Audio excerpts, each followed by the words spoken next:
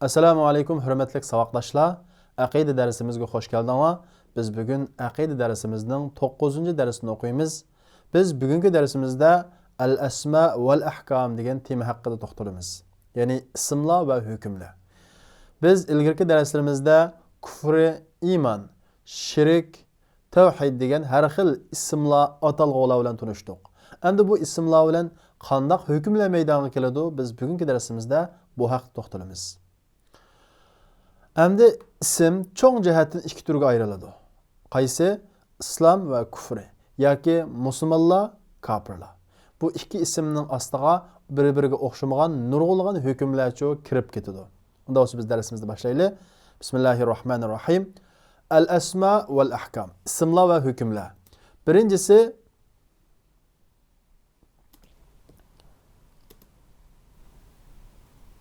ismul islom.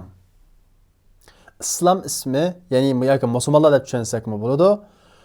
Dunyoda qanday hukmlar buningga ijro qilinadi deganda, dunyoda ismatud dam val mal. İslam ismini ko'targan, ya'ni musulmon deb atalgan yoki mu'min deb atalgan bir odamning dunyoda qini, meli qo'diladi. Bir musulmon tarafidan qanday qilinadi? Qo'diladi. Uning meliga, qiniga cheqilish harom bo'ladi. Bu birinci hükmü. İkincisi sihhatun nikah. Yani musulman İslam ismi bilen süplengen adam bilen quduvacı boğulu buludu, onun kız bəgili buludu, onun kız ağılıçı buludu. Onun dinkin İslam ismini kütəgən musulman onun şahadeti qubul qılıdı. Yani onun guahlıqı bir işte guahlık bəgən bolsa, yoki nikahda guahçı olğan bolsa, onun guahlıqı çoğu itibarı enledi. Onun başka hükümler var. Bir yerde mühimlerini sözledik. Yani mesela musulmanın öldürgen melini higili buludu degen o'xshagan. Ahirette bunun hükmü qanday oldu? Ahirette cennet kiradi. İnşallah en-necatu minan-nar. Dozaqdan qutulib qoladi. Ondan keyin ismul kufri yoki kofirlar bunun dunyodagi hukmi qanday oldu desa, biz dunyodagi hukmini berishdan ilgari kofirlar har xil bo'ladi. Biz ilgirki darsimizda so'zlab o'tdik. Harbiy kofir, ya'ni musulmonlarga urush ochgan, islomga o'chmanlik qilgan, Allah'a urush ochgan kofirlar. Buni biz nima deymiz? Harbiy kofir deymiz.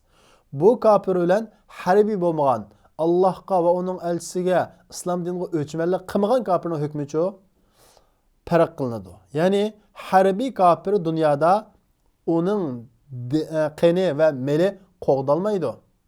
Ya'ni Allohga, musulmonlarga urush ochgan kofirlarningki qini, meli qo'g'dalmaydi. Onundan keyin onunla öylengili, onun kız bəgili, kız ağalı qat'iy bo'lmaydi. Shahodat guvohliklari uchun qabul qilinmaydi. Oxiratda bo'lsa do'zaxga kiradi. Endi yana bir turli kofir bor. Bular muahid deb ataladi. Bu muahidning ichiga har xil kufrlar kirib ketadi. Masalan, musulmonlar ziminiga viza bilan, ya'ni viza bilan kirgan kofirlar bor. Bundaq kofirlarning qanday bo'ldi deganda, dunyoda ularning meli qenicho qo'dildi. Ya'ni muahid olgan musulmonlar ziminiga viza bilan kirgan yoki sulhlashgan yoki musulmonlar diyarda yashagan zimmi kofirlar bor. Bir musulmonlar diyarda kofirlar, biz musulmon bo'lmaymiz, o'zimizning aqidasida, o'zimizning dinda yoki hech qanday dinga ishonmay, islom diniga kirmay yashaymiz desa, islom dini uning uchun yo'l qo'ydi, qo'g'dash haqqi bilan. Ammo qo'g'dash haqqini to'laysa, xohlagancha yashaysa deb yo'l qo'yildi. Demak, qo'g'dash haqqini to'lagandan keyin uning qiniga, meliga chiqarish uchun bo'lmaydi. Uning bilan quduvachi o'g'ilmaydi, qiz bagil bo'lmaydi, qiz og'il bo'lmaydi. Shahodat uchun qabul qilinmaydi. Oxiratda do'zaxga kiradi. Bu taraf uchun o'xshash. Undan keyin nifoq ismini ko'targan odam dunyoda bu odamga musulmonlarning hukmi ijro qilinadi. Ya'ni dunyoda uqulmaydi, chunki nifoqni qalbda bo'lg'achqa, biz haqning qalbini berib ko'rmagachga, uni musulmonlarga o'xshash muomala qilgandek muomala qilamiz. Hatto ba'zi odamlar bor jamiyatda, uning munofiqning sifatlari to'liq tepiladi. Rasululloh hadisida degan, Qur'onda kelgan munofiqning sifatlari to'liq tepiladi. Davomli islomga hujum qiladi. Bir narsa yasa davomli bir tarafini islomga ustiriblam yozadi. Demak, uning munofiqlarning sifatlari to'liq tepiladi. Bu şunda bo'lsa-mu, uningdan ehtiyot qilamiz, ogohlantiramiz, ammo uningga qalbini biz yerib ko'ranmagachga, qalbini biz yerib, u o'zini musulmon deb to'g'a chiqa, dunyoda unga musulmonning hukmi qilinadi. O'lab qolsa yub taraymiz, musulmonlar qabristonlikqa qo'yimiz, hamda unga shu musulmonga muomala qilish, bir ishga guvohlik bersa qabul qilamiz. Biz uning qalbini qana qilolmaymiz, uqolmaymiz. Dunyoda biz uni musulmonga muomala qilganga o'xshash muomala qilamiz. Hattoki u bir xoinligi isbot bilan tutilmagan qadar. Oxiratchi desa, oxiratda dozoq kiradi munofiq degan. Bu tarafi kofirga yana o'xshash. Endi ikkinchi tadqiqot temasi bugun o'qiydigan al-vala val-bara. Muhabbat va nafrat. Islom dinida muhabbat va nafrat kim uchun bo'ladi?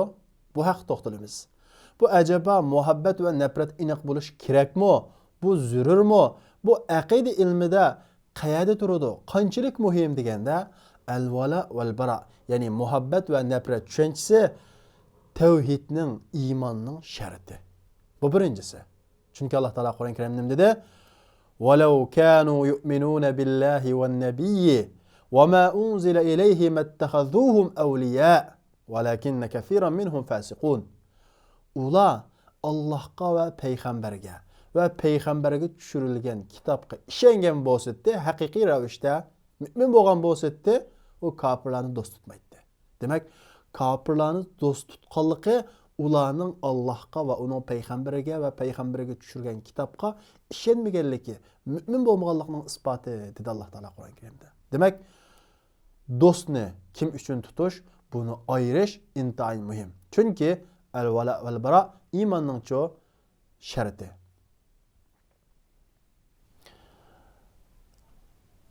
İkinci qilib al-vala val-bara bo'lgan odam iymonning huzurini, halovatini ta'min etadi yalaydi. Chunki payg'ambar alayhisalom hadisda qala Rasululloh sallallohu alayhi vasallam: "Thalathun man kunna fihi wajada halawatal iman." 3 ish bor.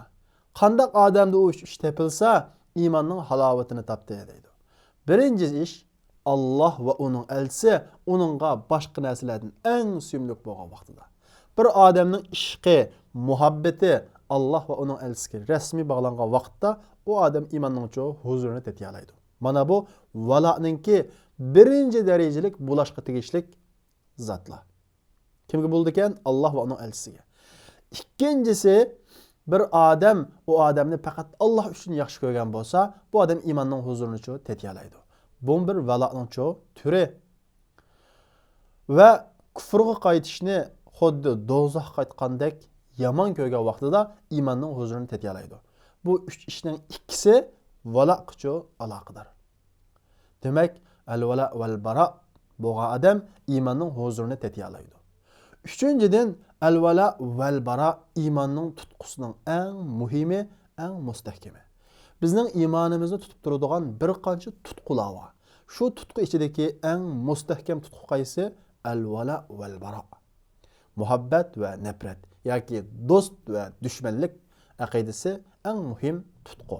Payg'ambar alayhisalom hadisda Abi Zar radhiyallohu anhuga ayyural imani awthaq.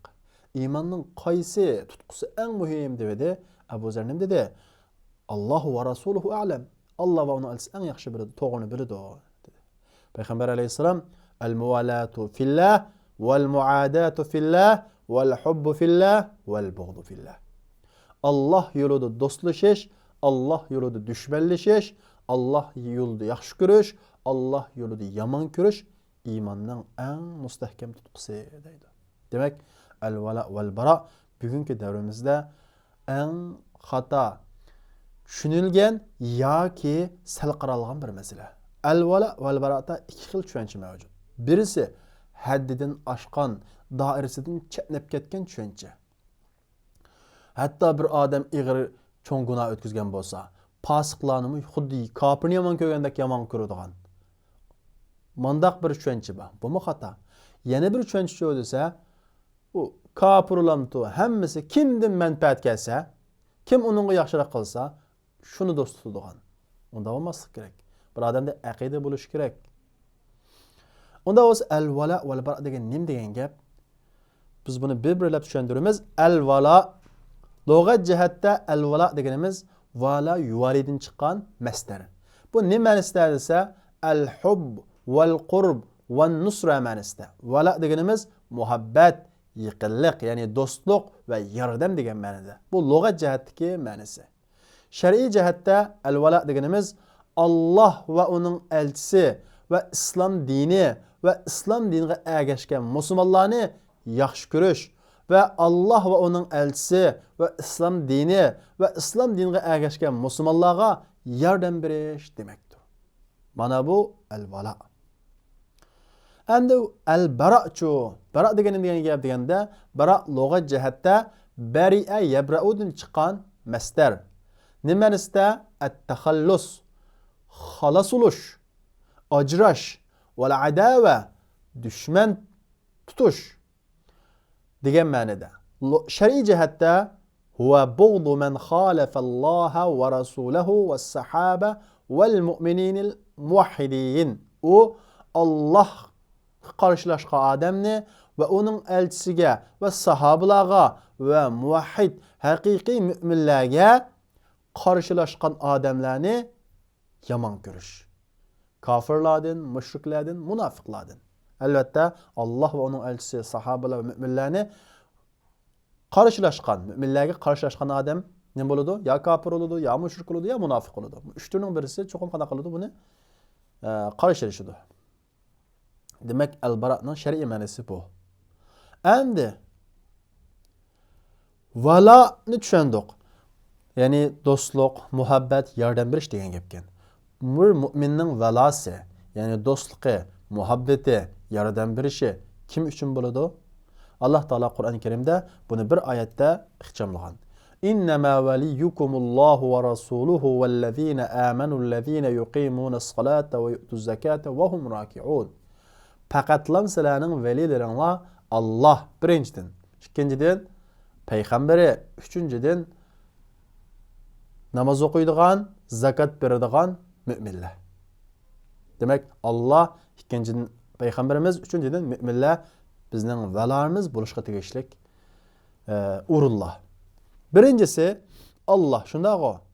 Allohga bo'lgan valamiz, muhabbatimiz, do'stligimiz nim bilan tepiladi deganda vilayatullohi tudraku bil iman va taqvo. Allohni do'st tutish iymon bilan, taqvodorlik bilan va Allohning elchisi Muhammad alayhisolamga ergashish bilan bo'ladi. Chunki Alloh taolo Qur'on Karimda qul in kuntum tuhibbunalloh fattabi'uni. Agar sizlar Allohni yaxshi ko'rsanglar, menga ergashinglar dedi Qur'on Karimda. Va Alloh do'st tutgan kishilarni do'st tutish bilan Allohga valoliq ish qo'shadi. Ikkinchisi uning elchisi. Ikkinchisi uning elchisiga bo'ladi bizning valarimiz. Payg'ambarimizga bo'lgan valarimiz nima bilan ish qo'shadi desa, muhabbatimizni, bizning payg'ambarimizga bo'lgan muhabbatimizni har qanday qimmatlik, baholiq narsalardanmi ilgari qilish bilan, ya'ni bizning har qanday qimmatlik, baholiq narsamizning ustiga Rasulullohning muhabbatini ilgari qilish bilan bo'ladi. Va ahya sunnatihi va Rasulullohning sunnatini tirildirish, unga amal qilish bilan Rasulullohga bo'lgan valarimiz ish qo'shadi. Payg'ambar alayhisalom hadisda la yu'minu ahadukum hatta akuna ahabba ilayhi min waladihi va walidihi va nas ajma'in. Sizlarning biringlar men uningga, uningki balasidan, ota-onasidan, butun kishilardan suyimlik bo'lmagan qadar mu'min bo'lolmaydi sizlarning biringlar degan. Üçüncüsü müminlerge buludu. Yani özara bizning muhabbatimiz, do'stligimiz, yordamimiz müminlerge buludu. Allah unda müminlerge bo'lgan do'stligimiz, muhabbatimiz, valarimiz nima bilan ish qo'shadi desa, yakunu bi munasiratil muslimin. Musulmonlarga shu müminlerge yordam berish bilan, ular bilan hamkorlashish bilan qaysiyatta jon, ya'ni kuch, mal, til jihatda fima yahtajuna ilayhi fi dinihim va dunyahum. Ular dini va dunyosida nimaga ehtiyojlik bo'lsa, ya'ni ular ehtiyojlik bo'lgan narsalardan til, mal, nafsimizdan iborat mushu narsalardan cho'q bo'ladi. Ular bizning tilimizga, gapimizga ehtiyojlik bo'lsa, gapimizdan yordam beramiz. Melimizga, pulimizga ehtiyojlik bo'lsa, pulimizdan yordam beramiz. Jinimizga, kuchimizga ehtiyojlik bo'lib qolsa, uni bilan yordam beramiz. Va ta'allum li alamihim va ularning azobi bilan azoblanish, ularning xushallik bilan xushallanish bilan müminlerge bo'lgan valarimiz ish qo'shadi. Mana bu müminlarga bo'lgan valosininki ishqa oshishining yo'li. Payg'ambar alayhisalom aytsa, la yu'minu ahadukum hatta yuhibba li akhihi ma yuhibbu li nafsihi. Sizlarning biringlar qarindishiga o'ziga nimani yaxshi ko'rgan bo'lsa, qarindishiga shuni yaxshi ko'rmaguncha mu'min bo'lolmaydi deydi. Birlik kelgan ediz. Hamda min suvari wala'ul kuffar. Hamda biz do'stlikni kim uchun bo'ladi dedik? Do'stlik, ya'ni vala Alloh va uning elchisi mu'minlar uchun bo'ladi dedik. Kafirlar uchun vala ulamdi? Bo'lmaydi. Hamda kafirlar uchun ba'zi kishilar o'zlari bilmasdan valani izhor qilib soladi. Uning bir qancha xil ko'rinishlari bor. To'g'ri biz so'zlaymiz. Masalan, min sura vala'ul kuffar, kafirlarni do'st tutishning ko'rinishlarining qatoridan ar-rido bi kufril kafirin. Kafirlarning kufrligiga rozi bo'lish va ularni kufr demaslik. Bir kafirning kafirligi aniq tursa, uni kufr demaslik va kafirlikqa rozi bo'lish. Bizda mundaq bir gap moda chiqdi. Bir odam kafirligini oshkor qilsa, ya bir odamning kafir bo'lganini anglasa, ha nima bo'pti? Dinda majburlash yo'q-ku.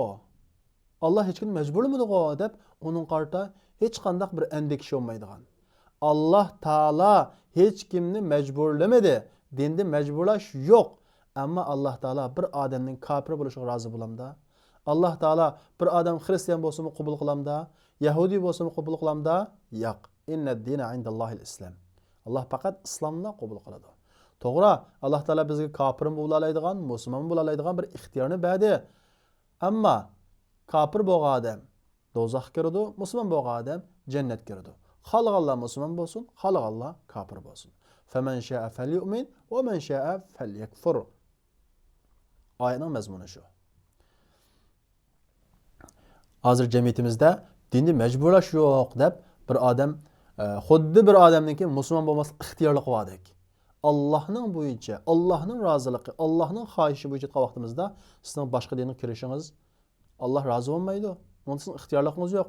Alloh taolo chunki ya ayyuhallazina amanu dukhulu fis-silmi kaffa. Sizlar islomga umumiyizda kiringlar dedi Alloh taolo. Islom kiringlar deb buyruq qildi. Qazdan kelsanglar mayli demadi Alloh taolo. İkincisi el-imanu bi ba'di ma hum alayhi min al-kufr. Uning ustida bo'lgan kufrdan ba'zi narsalarga ishonish. Kufrning ba'zi e'tiqodlariga ishonib qilish bu nima bo'ladi? Kufrni vala qilganlik bo'ladi. Uchinchidan alohida do'stlik va muhabbat izhor qilish ularning dinida do'stlik, muhabbat izhor qilish bu kofirlarni do'st tutishning bir ko'rinishlari. Undan keyin ularningki amallariga, o'zining dinida e'tiqod qilgan amallarga rozi bo'lish. Shunda qilsin bo'ladi-ku deb. Yoki ular qasddan o'xshab olish, tashabbuh degan o'xshab qilish emas, qasddan o'zini qana qilish, o'xshatish va tazyi bizihim va ularning o'ziga xos kiyim bilan zinatlanish, kiyish. Ya'ni kofirlarningki o'zining e'tiqodiga xos kiyimlari va uni kiyishmi ularning do'stlik qilmoq bo'ladi. Bundaq desa xato tushunmaslik kerak. Masalan, kostyum burulku va bu hamma odamga qanda o'rtaq kiyim. O'rtaq kiyim, meni kofir ishlab chiqarsin, meni kim ishlab chiqarsin, bu ular o'xshaganlik yoki ularni vala do'stlik qilganlik bo'lmaydi. Kofirlarning o'ziga xos kiyimi xuddi rahiblarning to'niga o'xshash, ashundaq bir o'ziga xos kiyimini ularni do'rab kiyish, bu ularni vala do'stlik qilganlik bo'ladi. Masalan, yangi yillarda xristianlarningki qizilbök, oq uzun soqolga o'xshash bunday kiyimlarni kiyishmi kofirlarni vala qilganlikka kiradi. Allah Taala Qur'on Karimda ya ayyuhallazina amanu la tattakhizu aduwwi wa aduwwakum awliya. Müminlar, sizlar mening dushmanim va sizlarning dushmaninglar bo'lgan kofirlarni qanaqa qilmanglar? Do'st tutmanglar dedi. Endi bu yerda bunda bir uchuqlashga tegishlik bir inchki masala bor. U qaysi deganda biz ilgari deb o'tgandek kofir ikki turga bo'linadi. Harbiy kofir, ya'ni Allohga va uning elchisiga, musulmonlarga urush ochgan kofir, musulmonlarga urush ochmagan kofir deb ikki turga bo'linadi. Bu bir. Yana birisi endi muhabbat, do'stlik ba'zida din uchun bo'lsa, ba'zida dunyo uchun bo'ladi. Din uchun bo'lgan bilan do'stlik, din uchun bo'lgan do'stlik bilan dunyo uchun bo'lgan do'stlik vala o'xshamaydi. Buning hukmichi o'xshamaydi. Masalan, dinga askarlik qilmagan, dinga urush ochmagan bir kofirga uningga tuqqan bo'lganligi uchun insonning tabiatida bo'ladigan xususiyat tufayli uni yaxshi ko'rgan bo'lsa, bu uni valo qilganlik bo'lmaydi. Masalan, xuddi payg'ambar alayhissalomningki tog'asi Abu Talibni yaxshi ko'rganga o'xshash. Abu Talib kofir, ammo u din qada qilmadi, urush ochmadi. Payg'ambar alayhissalom uni tuqqan bo'lganligi uchun qada qildi? Yaxshi ko'rdi. Shundaqla bu tuqqan bo'lishlar buningga sabab emas. Masalan, tuqqan bo'lmasa-mu bir odam ahli kitob ayoldan birini olgan bo'lsa, shariatimizda ahli kitobni osi bo'ladi. Olgan bo'lsa, u ayolni yaxshi ko'rib qoldi masalan. Bu uni vala kofirni vala qilganlik qilamdi? Yo'q, bu ayollik munosabat tufayli qana qildi? Uni yaxshi ko'rdi. E'tiqodi, dini uchun emas. Bu o kuffarlarni vala qilganlik bo'lmaydi. Endi harbiy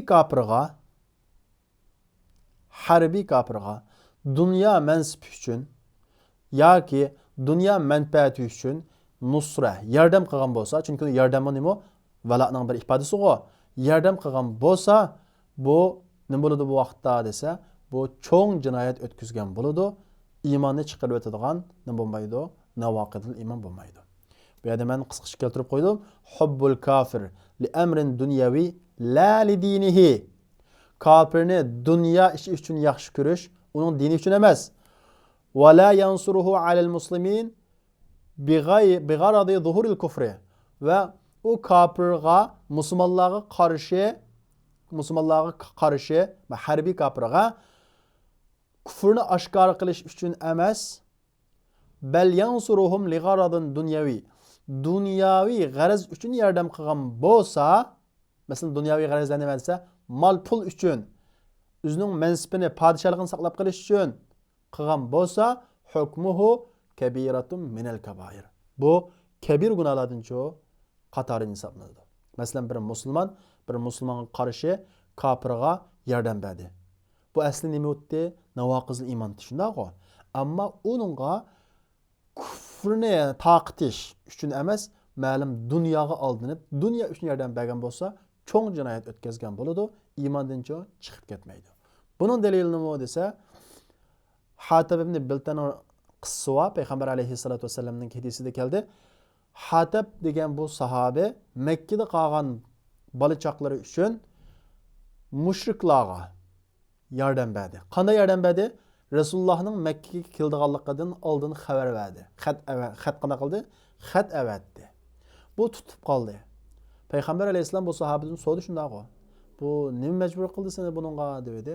Shu Makkada qolgan bolalarim tufayli ularga bir aziyat yap qolmaslik tufayli mushunda qilib qoldim ey Rasululloh degan vaqtida sahobalar bu munofiqning kallasini ilib o'tirdi degan vaqtda payg'ambar alayhissalom u Badrga qatnashgan degan. Bu nima qanday hukm elinadi desanglar, agar bu shu ishlar murtad bo'lgan bo'lsa-da, uning Badrga qatnashganligini qaqinmaydi. Umum saqlab qolinmaydi uni. Ammo buning qilgani cho'ng jinoyat, kabirning qatoridan. Endi yana bir masala bayatda deb o'tdik. Kafir necha turga bo'linadi? 2 turga. Birisi harbiy kafir, yana birisi g'ayri harbiy. Musulmonlarga urush ochmagan kafir. Musulmonlarga urush ochgan kafirga yaxshilik qilish qolmaydi, do'st tutish qolmaydi, hech qanday bir uning bilan munosabat o'rnatishchi bo'lmaydi.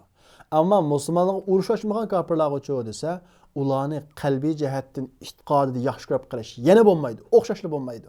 Ammo dunyo tufayli yoki uningga bir yaxshilik qilish bu al-vala val baroga zid kelmaydi.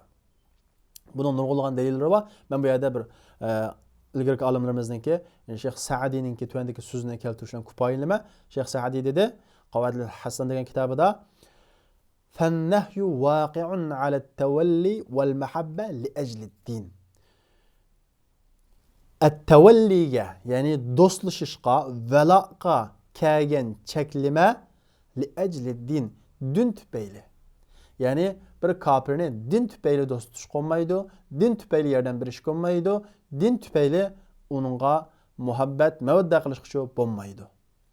Wal amru bil ihsan. Endi oyatda kelgan ularga yaxshilik qilsanglar bo'ladi, u kafirlarga degan ihson val bir va yaxshilik tuqqanchilik tufayli yoki insoniyat tufayli kelgan deydi. Val amru bil ihsan val bir waqi'un alal ihsan li ajli qaraba.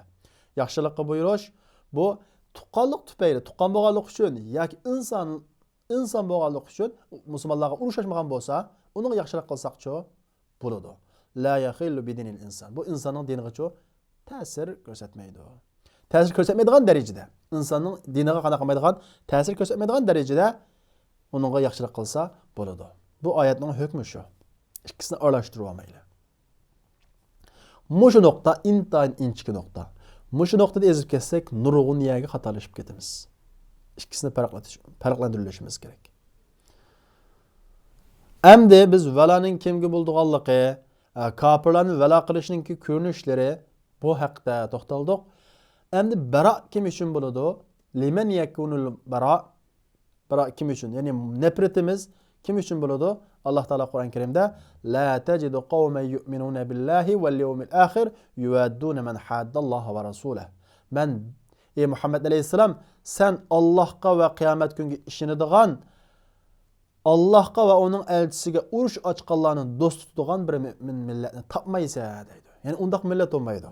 O'zi Alloh va qiyomatga ishonamiz deb qo'yib, yana shu Allohga urush ochgan, musulmonlarga urush ochgan kofirlarni do'st tutadigan bir millat, bir odam, bir shaxs bo'lmaydi. Undaq imonchi qabul qilinmaydi. Unda bo'lsa, bara kim uchun bo'ldi desa, bara kofirlarga, mushriklarga va ularning kufriga va shirkiga bo'ladi. Ularning fi'liga ham o'ziga bo'ladi. Biz kofirlar, mushriklardan qanday qilamiz? Ado judo bo'lamiz. Ularning kufridan va shirkidan ado judo bo'lamiz.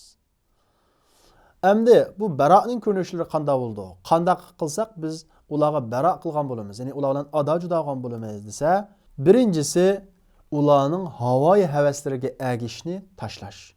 Ya'ni kofirlar nimani moda deb ko'rsatsa, nimani nochi deb ko'rsatsa, ularning ichida nima moda bo'lgan bo'lsa, uningga agishish bu baro qilganlik bo'lmaydi.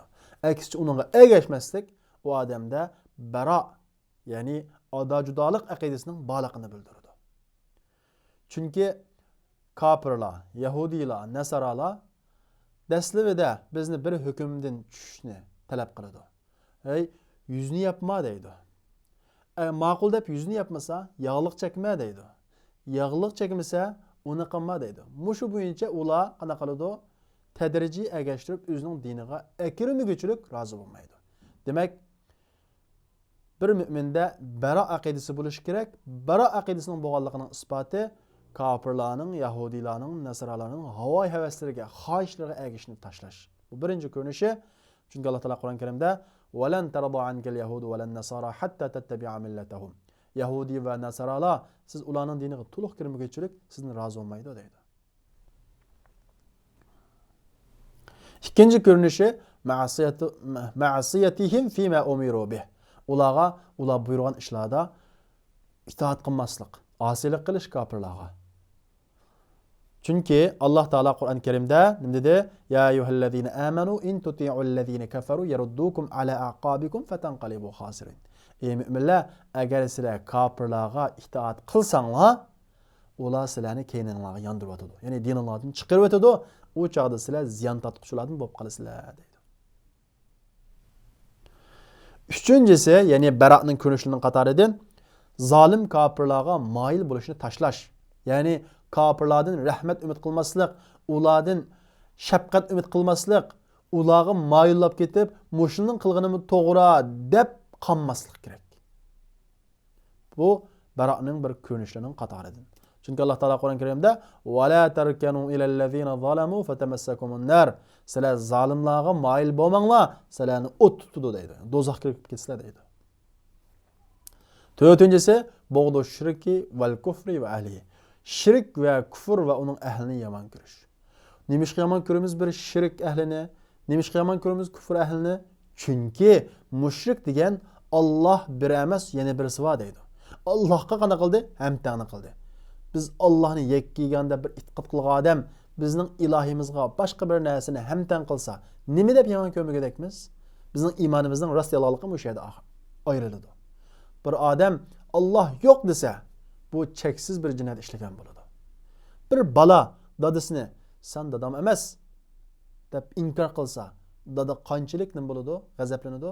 Endi bir yaratquchi ilohni inkor qilsa qancha g'azablanadi Alloh taolo?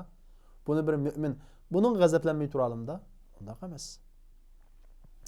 İbrahim alayhissalom nima degan? Va qala İbrahim li abihi va qawmihi innani bara'un mimma ta'budun. İbrahim alayhissalom o'zining dadasi va qavmiga innani bara'un mimma ta'budun. Men sizlar ibodat qilgan narsadan ado juda degan. Bizmi shunday deyishimiz kerak.